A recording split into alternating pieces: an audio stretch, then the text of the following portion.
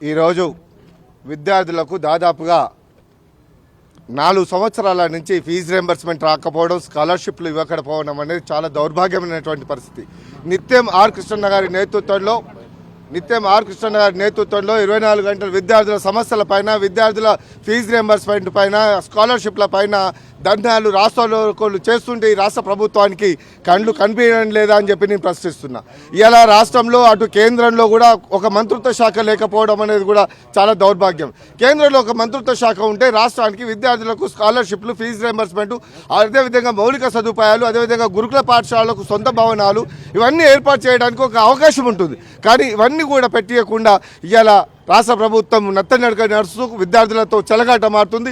ఇవాళ విద్యార్థులు చదువుకుంటే కూడా ఓర్వలేనటువంటి దుస్థితి రాష్ట్ర ప్రభుత్వం మీద ఉంది.